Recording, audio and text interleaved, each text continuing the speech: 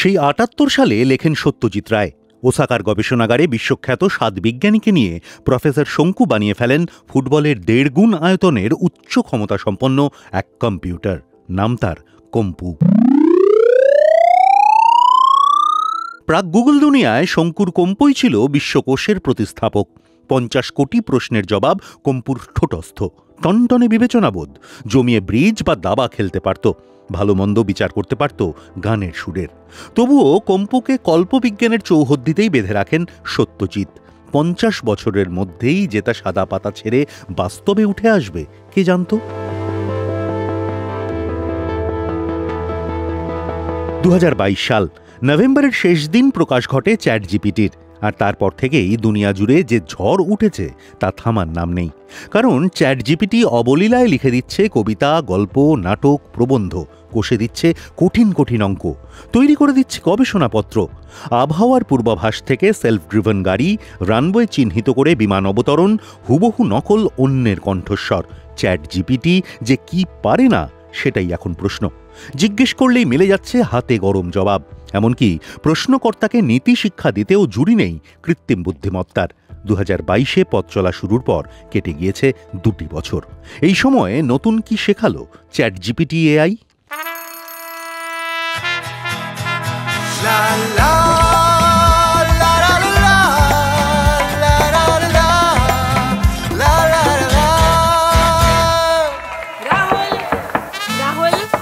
तन के साथ मन को जगाओ V-Guard ওয়াটার হিটার্স के संग V-Guard।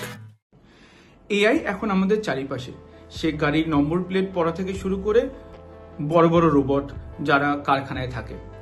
যখনই কোনো মেশিন মানুষের কাজ করবে তখনই সেই কাজ কিন্তু ঝুঁকির মুখে পড়বে।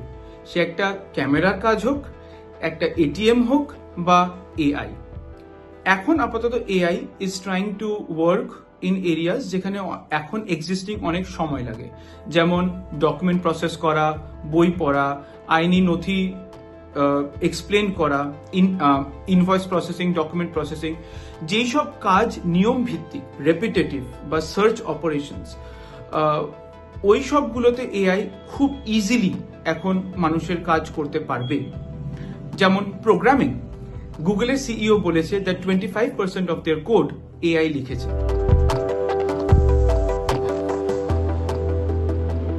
Generative pretrain transformer. জেনারেটিভ মানে সৃষ্টিশীল এবং প্রি-ট্রেন্ড মানে আগে থেকেই শিখিয়ে রাখা হয়েছে এমন।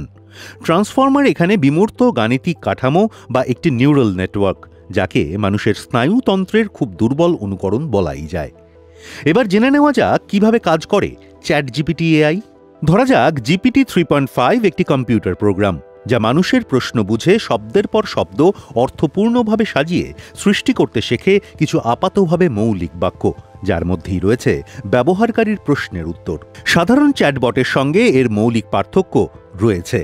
চ্যাট জিপিটির হাতিয়ার ইন্টারনেটে থাকা কোটি কোটি নথি, ওপেন এআই এর মতো সংস্থার অতিমাত্রিক গণনা শক্তি, যা ব্যবহার করে এর জ্ঞানের ভাণ্ডারটিও অপরিসীম।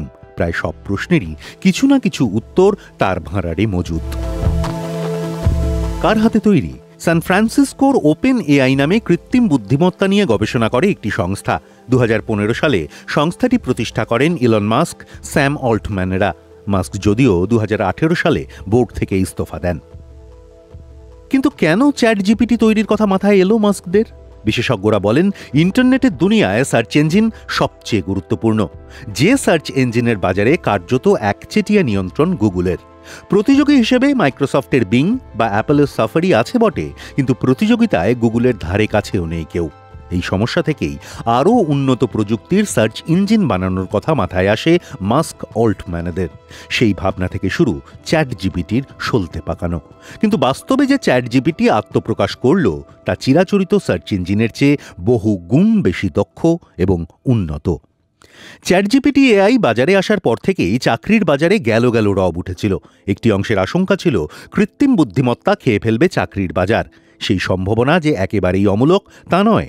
বলা যেতে পারে গোটা বিশ্বেই চাকরির বাজার আগের চেয়ে অনেক দ্রুত বদলে যাচ্ছে। এখনকার অনেক চাকরির অস্তিত্ব যেমন দ্রুত অদৃশ্য হবে, তেমনি তৈরি হবে কর্মসংস্থানের নতুন নতুন ক্ষেত্র। ওয়ার্ল্ড ইকোনমিক ফোরামের গবেষণা বলছে আগামী 5 বছরে বর্তমান চাকরির বাজার প্রায় 1/4 বদলে যাবে।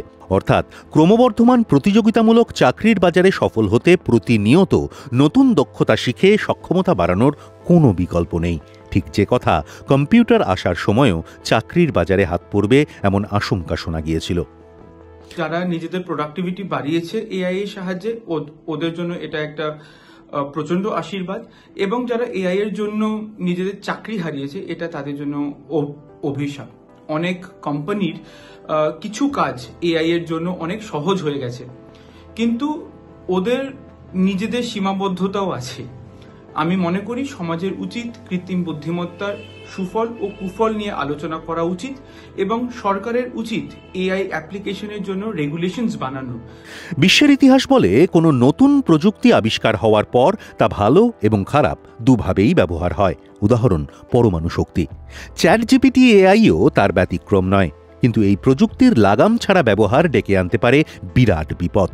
কারণ চ্যাটজিপিটি এআই এর প্রধান বিষয় হল যে তথ্যভাণ্ডার তাকে যোগানো হচ্ছে তা যতটা সমৃদ্ধ এবং সঠিক হবে, এআই ততই দক্ষতার সঙ্গে কাজ করতে পারবে।